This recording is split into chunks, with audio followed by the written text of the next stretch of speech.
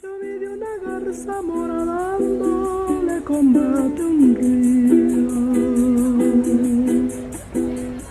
eyes of Hugo Chavez looking over Caracas. But now he's dead. And the poor living there in the barrios, historically his political base, have turned against the movement he created. Bread, medicine, toilet paper. These are just some of the basic necessities Venezuelans are struggling to find. The falling global oil prices have hit the country hard. Public services are disappearing one after the other. American officials are warning the country is on the brink of collapse. Venezuela is in a state of emergency right now. Its currency has been devalued 92% since the last 2 years alone. The amount of hyperinflation here is actually just unbelievable. You need a backpack full of money to buy a dinner. Venezuela bet everything on the price of oil remaining high. And with government revenue 95% dependent on it, the plunge in oil has sent the economy reeling. As a result, GDP is predicted to contract 5.8% in 2016, the third straight year of negative growth. And Venezuela has the world's largest inflation rate, the IMF expecting it to reach 700% this year. There were poverty reduction programs that were very much tied to political loyalty. They were not set up to be sustainable. It started with a theory that capitalism is bad, a theory that private property and a division of labor is bad. One of the first things Hugo Chavez did was seize the land. He seized over 1,000 industrial enterprises, nationalizing them. He took over the energy grid. He took over the production of oil, which is today the only way that Venezuela generates revenue. Now that oil prices are down and the government did not have the provision to save for rainy days, now Venezuelans are left with nothing in a country that only produces oil, that imports everything. Venezuela could grow most of its own food thanks to large expansion of fertile land. But through the years, most of its agriculture has been abandoned, and other farms like this one have been expropriated by the government, and production has collapsed. The government just lost control of the situation. Last week, you'll remember President Nicolas Maduro had to hike petrol prices by 6,000%. So with all this, fears are growing that Venezuela soon won't be able to afford its debt repayments. In fact, bonds are already trading at levels that suggest a default is priced in. Venezuelans in Caracas, the capital city, we have a very tough time accessing basic necessities, but the people in the interior of the country, in the states, in the province, have it even worse. And we're not just talking about medicine. We're not just talking about basic things such as toilet paper. We're talking about food, and that's where the situation escalates. Lines down the block for just basic necessities, line down the blocks for public transportation that is insufficient, and then a lot of people talk about the toilet paper with the government setting up a set price so poor people could afford toilet paper. Even in the driving rain, Venezuelans started their day in search of food, expecting to see the usual grim queues that form at government stores. Not today. The only stores with affordable food are shut. Closed for the National Workers' Holiday, the sign explains. It says sorry and thank you. People walked away empty-handed but full of dread, wondering where their next meal might come from. And here's the thing. These people aren't allowed to come back tomorrow. Food is rationed here, doled out according to the last number on your government ID. Carlos Chirinos explains his turn is today. His number is 5. Cinco. Hoy me toca a mí. Cinco. Me toca hoy y el miércoles. El miércoles. So he's saying that just today and Wednesday can he buy things, and because it's closed today, he's out of luck. The things that we have experienced, the things that we have seen here in Venezuela are absolutely insane. We went to some of the restaurants, and all the prices on the menu are in paper, and they taped onto the menu because they have to change it every week, and sometimes even more than that. It's changing that fast. It's really it's interesting, and you brought up the gun-free zones. That's the most interesting part to me, is no one is allowed to have a gun, and this is the murder capital of the world. So we walk into the hotel at night because we're a little crazy. We're told by everyone, don't go out, and we went out. There was no one anywhere. It was like a ghost town. And when we get back, the security guard is hiding behind a door because he doesn't have a gun, and the bad people all have guns. The situation in Venezuela is dire, and it is dire in many different ways, socially, politically, as well as economically. Irma is a mother on the verge of a nervous breakdown. That's the result of 5 days without water. This is how we live now as Venezuelans. We've lost our quality of life. As you can see, we were middle-class people, and now we're not even that anymore. Just look at the kitchen. This is how we live now that we have no water. Now it's just arrived, so I've started the washing machine, and I'm filling buckets so that I can cook. Water and electricity are both being rationed. Everyone is feeling the pinch. Until last year, working 4 jobs, I earned about $300 a month. This year, working the same 4 jobs, I only make $100, and this will keep diminishing as our currency devalues. Ephraim is a trauma surgeon working in Caracas's public hospitals. Free healthcare was one of the foundations of the Chavist regime. These are all the bandages we've got, 6 little rolls. And these here are made in China, very poor quality. It tears your skin off.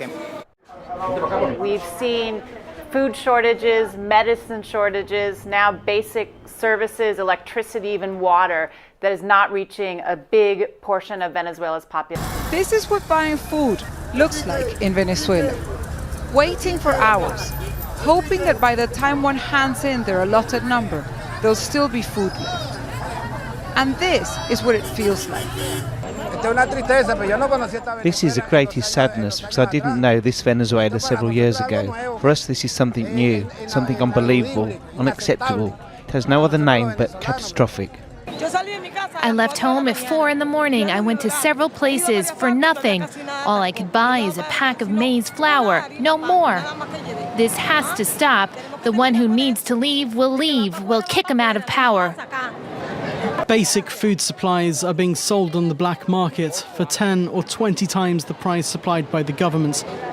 Without the black market, the country would crunch to a halt. At the supermarkets, the queues go down the street.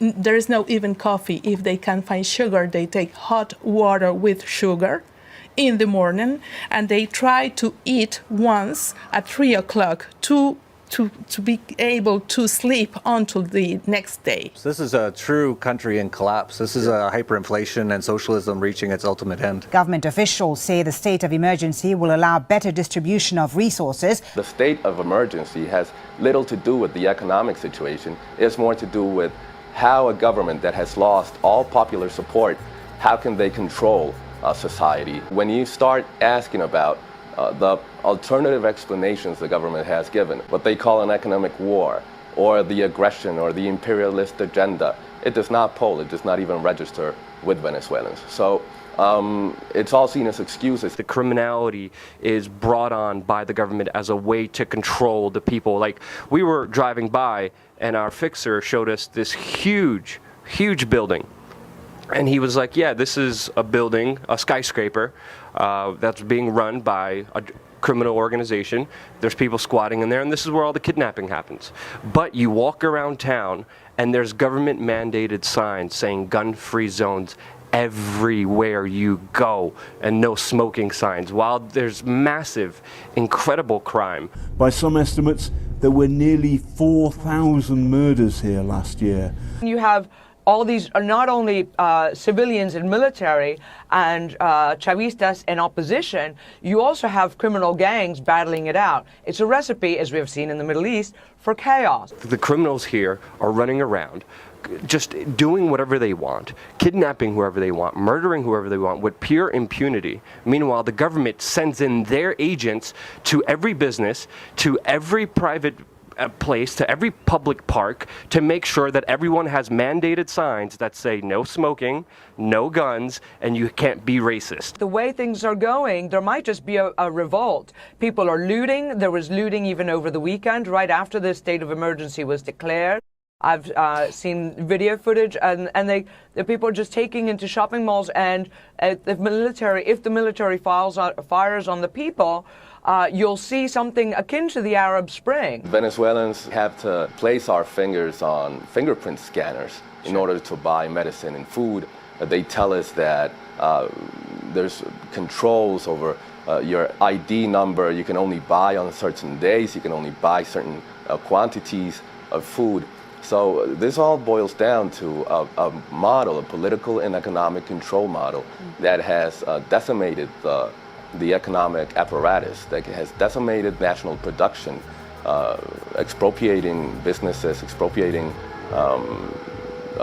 the producers of food and basic means. I have called for the armed forces and militia to hold national military exercises to prepare us for any scenario. Yes, while his citizens are starving, Maduro decided now would be a great time to spend money on the biggest military exercise in Venezuelan history. The military has become the main basis, the main pillar of support of the Chavismo regime. That is very important for everyone to know. What we're seeing, even though Mr. Maduro is a civilian, is basically a military government. From my experiences here, this government here is run by criminals. This is a criminal state. When we ask the people, yes, the situation is bad now, but how do you see the situation in the next 12 months? The Venezuelans answer, over 62% of Venezuelans answer that it will get worse. And over 60% of Venezuelans blame the government directly for the crisis. Opinion polls suggest 70% of Venezuelans think President Maduro should step down. He recently suggested punishing business owners who've ceased operations by jailing them and seizing their factories. Las plantas que haya parado cualquier pelucón en este país. An idle factory will be a factory handed over to the people. The opposition won the majority of seats in the National Assembly last December, but since then nearly all of its decisions have been struck down by the Supreme Court. So now almost 2 million people have signed the opposition's petition to force Maduro out of office. The question right now to point out is that we all know that President Maduro is not going to finish his term. There is no way under the circumstances that President Maduro is going to finish. He's not going to go quietly. As a matter of fact, what we've seen since the December 6 elections, where the opposition won the National Assembly in a landslide victory, is the whole state, not only the executive power, not only the president, but also the Supreme Tribunal, also the armed forces, closing ranks with the president in setting up obstacles to that political change that Venezuelans expressed as their will. Si ustedes trancan la vía democrática, nosotros no sabemos lo que pueda pasar en este país. Venezuela es una bomba que en cualquier momento puede explotar. Where is this country headed, and can this crisis be resolved in a peaceful manner? Well, I doubt it, because we have reached the peak of the tensions between the government and the opposition. And that's why I don't think there is going to be a peaceful solution unless the government led the democratic mechanism, like the recall referendum, in order to try to bring some changes in the country. So, and I don't see, because the government is trying to delay all the process, the democratic process, and trying to use some force. For those people who do like Bernie Sanders, come to Venezuela, check it out.